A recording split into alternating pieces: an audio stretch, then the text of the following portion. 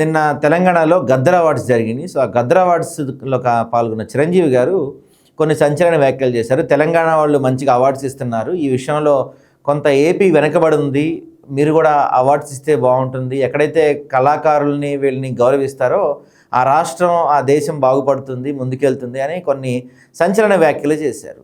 గతంలో చిరంజీవి గారి విషయంలోనే ఆయన నమస్కారం పెడితే జగన్మోహన్ రెడ్డి గారు పెట్టలేదని ఒక అంశం తెలుగు రాష్ట్రాల్లో ఫుల్ పాపులర్ అయింది.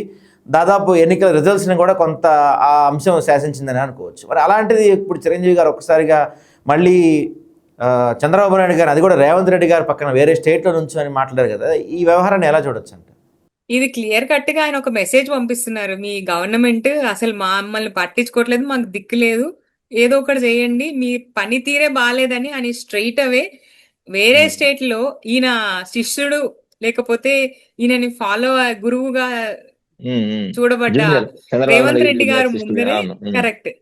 ఎవరు ఒప్పుకోకపోయినా రేవంత్ రెడ్డి గారి గురువు ఒకప్పుడైనా లేకపోతే ఇప్పుడైనా గురువు అనేది మనసులో ఎప్పటికైనా ఒకరే ఉంటారు.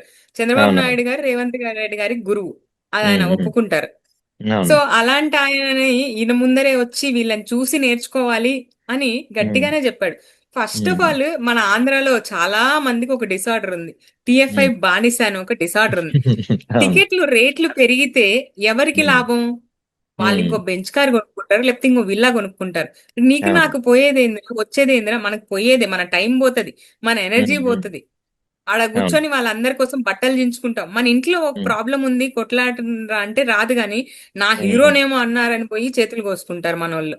అవునవును. ఫస్ట్ ఆఫ్ ఆల్ ఇండస్ట్రీ మొత్తానికి కూడా అంత ఫోకస్ మనం ఇవ్వకుండా ఉండాలి. ఎందుకంటే వాళ్ళు ఏ ఒక్క హీరో అట్లీస్ట్ ఇన్ ఆంధ్రప్రదేశ్ ఇప్పుడు మన పవన్ కళ్యాణ్ గారే ఉన్నారనుకోండి, నా అభిమాన నటుడు, ఏం చేశారండి?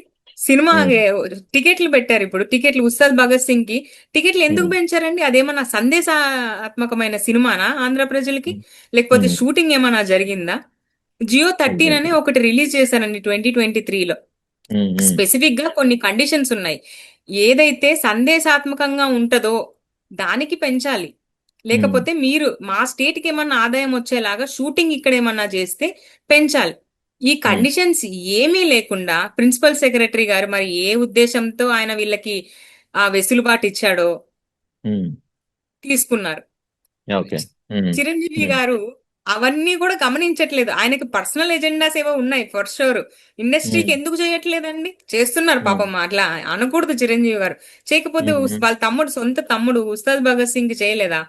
లేకపోతే చిరంజీవి గారికి ఇంకా పవన్ కళ్యాణ్ గారికి ఏమైనా కొట్లాట్లు అవుతున్నాయా లోపల? ఎందుకంటే డెప్యూటీ సీఎం ఆయన అనుకుంటే ఏమైనా చేయగలడు.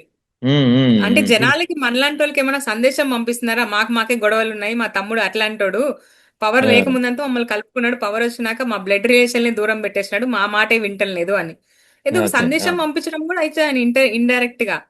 అవునవును. ఎందుకంటే చిరంజీవి గారి తమ్ముడే పవన్ కళ్యాణ్, జస్ట్ పవన్ కళ్యాణ్ గారికి ఒక మాట చెప్పి అవార్డ్స్ పెట్టించండి అంటే అయిపోద్ది కదా. ఇంత పక్క స్టేట్ లో వేరే ముఖ్యమంత్రి ముందు చెప్పాల్సిన అవసరం లేదు కదా. ముఖ్యమంత్రి దాకా పోతున్నారు. It's just message. ఆయన తమ్ముడు అసలు పవన్ కళ్యాణ్ గారు ఇండస్ట్రీలోకి వచ్చారంటేనే చిరంజీవి గారు పెట్టిన భిక్ష.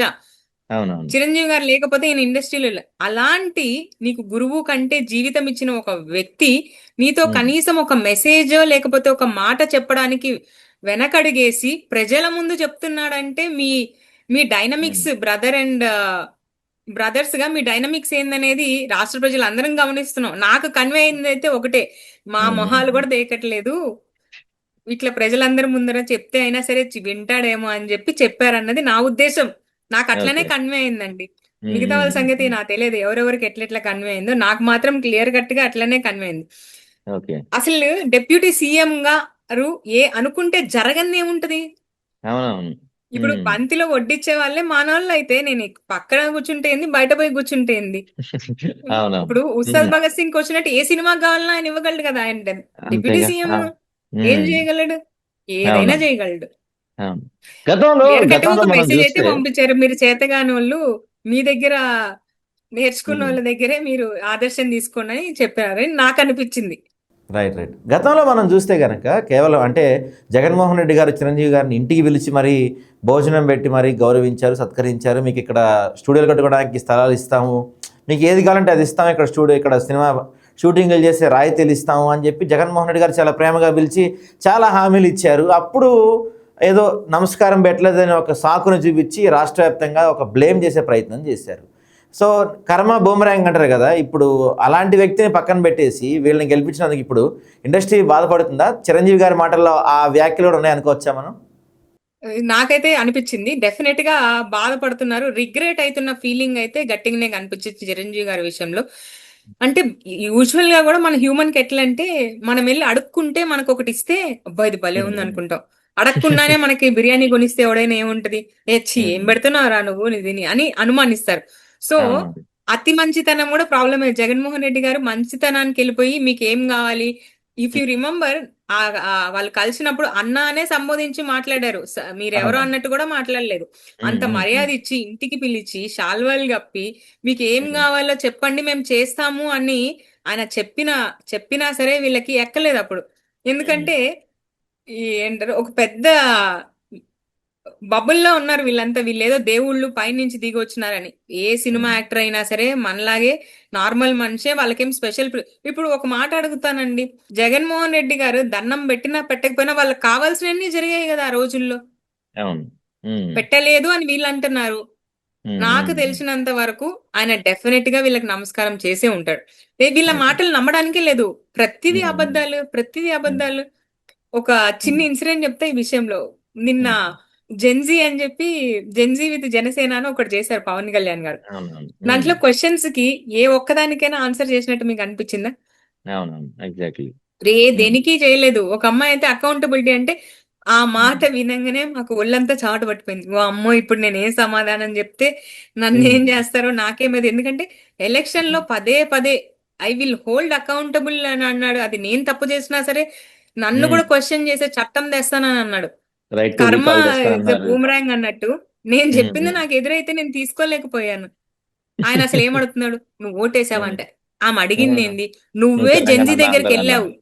పల్స్ ఉమ్. ఉమ్. తెలుసుకోవాల్సని. నువ్వు ఉమ్. వచ్చి నువ్వు ఉమ్. ఓటేసావా అని ఎందుకు అడుగుతున్నావు నువ్వు? అవును. ఓటేస్తేనే సమాధానం చెప్తావా? అమ్మాయి ఉమ్. ఓటేసానని. ఉమ్. తెలంగాణలోనో ఆంధ్రాలోనో అంట. ఏ స్టేట్ లో అయితే నీకెందుకు? నువ్వు అవును. అంత ఉమ్. ఫీల్ అయ్యేవాడు మరి ఆంధ్రాలోనే పెట్టుకోకూడదు జెన్జీ విత్ జనసేన అని. అవును. ఉమ్. మరి తెలంగాణలో ఎందుకు పెట్టుకున్నావు? ఎగ్జాక్ట్లీ. ఉమ్. నువ్వు తెలంగాణలో ఒక ప్రోగ్రామ్ పెట్టి తెలంగాణ ప్రజలను రావద్దని మెసేజ్ చెప్తున్నావా ఏం నువ్వు కొంపదీసి? అసలు పార్టీ స్టార్ట్ చేసింది అంతే తెలంగాణలో కదా. కదా ఫస్ట్. తెలంగాణ వాళ్ళు చాలా చాలా తెలివిగల్లోళ్ళు. ఇప్పుడు ఓకే. కూడా పాపము ఉమ్. దెబ్బతిన్నారు, నమ్మి మోసపోయినారు కాంగ్రెస్ విషయంలో గాని. ఉమ్. ఉమ్. చాలా ఉమ్. తెలివిగల్లోళ్ళు. ఓకే. పోరాటం అంటే ఏంటి అని మనము ఆంధ్ర ప్రజలు ఉమ్. ఖచ్చితంగా నేర్చుకోవాలి. రైట్. అవును. అంతెందుకు మొన్న కర్నూలు ఇన్సిడెంట్ లో ఎంత ఉమ్. మంది ఫైట్ చేశారండి. Forget about political Khammam. Parties, Khammam incident. జర్నలిస్టులు నిలబడిపోయారు అట్లనే. ఆ ఖమ్మం ఇన్సిడెంట్. క్రెడిట్ మొత్తం ఆ ఖమ్మం ఇన్సిడెంట్ లో ఈ రోజు ఉమ్. అంత విజిబిలిటీ వచ్చింది, అంత మందికి న్యాయం జరిగింది అంటే అది ఓన్లీ జర్నలిస్ట్ క్రెడిట్లే. అవునవును. మళ్ళీ పెద్ద పెద్ద ఎగ్జాక్ట్లీ. జర్నలిస్ట్ అనుకోద్దండి ప్లీజ్. ఉమ్. ఉమ్. ఈ ఉమ్. ఉమ్. ఎన్టీవీ, ఉమ్. ఈ సాంబా గారు అవునవును. వీళ్ళందరూ కాదు. యూట్యూబ్ రైట్ ఛానల్ అండి. అంటే రియల్ జర్నలిస్టులు హెల్ప్ చేస్తున్నారు. రైట్. అయితే ఇప్పుడు ఇందాక అది మీరు కాకు అన్నట్టు ఆ జంజీ అంశమే తీసుకుంటే మనం అక్కడ పవన్ కళ్యాణ్ గారు సమాధానం చెప్పలేకపోయారు కదా, మరి రేపటి రోజున వీళ్ళందరూ ప్రజల్ని ఏమడి ఎలక్షన్స్కి వెళ్తారు? మీకు ఒక ఇంట్రెస్టింగ్ విషయం చెప్తా. I'm actually eagerly waiting. ఉమ్. జనసేన పార్టీలో ఒక్కొక్కరు ఏమొచ్చి ఓట్లు అడుగుతారు ఫస్ట్. ఉమ్. అంటే ఉమ్. నేను ఇది చేశాననా, లేకపోతే ఇంకొక్కసారి గెలిపియండి ప్లీజ్ అనా, ఉమ్. ఏమొచ్చి ఓట్లు అడుగుతారు? అసలు క్యాంపెయినింగ్ వస్తారా? మొన్నంటే జబర్దస్త్ వాళ్ళని దించారు, ఈసారి ఏ ఉమ్. రికార్డింగ్ వాళ్ళని దించుతారు? రావాలి అసలు కంపల్సరీ ఓట్లు అడగనీకి క్యాంపెయినింగ్. వచ్చనీకి మీకు మొహం ఉందా? Can you um. Face the people? అసలు వాళ్ళు ఎలక్షన్ కి వచ్చే సంగతి తర్వాత ఓట్లు అడిగే సంగతి. Are these people ready to face the common man? Exactly. ఇప్పుడు జెన్జీ విత్ ఇదని తెలంగాణలో కాదు ఆంధ్రాలో పెట్టండి. ఉమ్. ఉమ్. మళ్ళీ ఉమ్. చెప్తున్నా, ఉమ్. ఏమంటారు, మన నాలెడ్జ్ లేని జన సైకిల్ కాకుండా నాలెడ్జబుల్ గా లేదా న్యూట్రల్ గా ఉండే వాళ్ళని తీసుకురావాలి. ఎందుకంటే ఉమ్. ఒక అమ్మాయి బాగా మాట్లాడింది ఏమంటే, సార్ మేము చూసిన భగత్ సింగ్ సార్ మీరు, మేము చూసిన అది సార్ అవునవునవునవును. మీరు ఇది. ఆ అమ్మాయి అవును. ఏమైంది ఇప్పుడు తెలుసా మీకు? ఉమ్. ఉమ్. ఆమె మీదనే కేసులు వేయించుకొని నా పార్టీ నాకు హెల్ప్ చేస్తలేదు, తప్పు చేశానండి, ఉమ్. మీరు ఇట్లా ఉమ్. చేయకండి అని ఉమ్. ఆమెనే చెప్పింది ఆన్ రికార్డ్. అవునవును. అవునవునవును. I'm um. ఇట్ ఈస్ నేనైతే జనసేన వాళ్ళు ఎట్లా వచ్చి ఓట్లు అడుగుతారని అయితే ఐఎమ్ ఈగర్లీ వెయిటింగ్. రైట్ అండి. అట్లీస్ట్ టీడీపీ వాళ్ళు కొంతమంది కాకపోయినా కొంతమంది అయినా పని చేశారు. నాట్ 175 ఆర్ 165 చేయకపోయినా కొంతమంది వాళ్ళలో లోకల్ ఫ్యాక్టర్స్ లో పనిచేసిన వాళ్ళు ఉన్నారు, వాళ్ళు అడగొచ్చు. బట్ జనసేన అయితే రీసెంట్ గా ఆంధ్రాలో నెల్లూరు సిద్దిపేట అని ఒక ఊరుందండి. టీడీపీ వాళ్ళు జనసేన వాళ్ళకి కొట్టుకొని జనసేన పర్సన్ హాస్పిటలైజ్డ్ అయ్యారు. అంటే దానికి అంత చిన్న ఊరు కాబట్టి మీడియా అటెన్షన్ ఏం రాలేదు, బట్ Okay. ఇది జరిగింది. Okay. ఎందుకు కొట్టుకున్నారనేది చెప్పాలి. But Right. ఓవరాల్ గా అయితే జనసేనకి they don't even have a face to come and ask votes అన్నది నా పర్సనల్ ఒపీనియన్. అండ్ ఒకవేళ వచ్చి అడిగారు, నా దృష్టిలో మాత్రం ఇక సిగ్గు లేదు అని చెప్పడానికి నేను సిగ్గుపడుతున్నాను. థ్యాంక్ యూ అండి. Thank you. Thank you Sai గారు.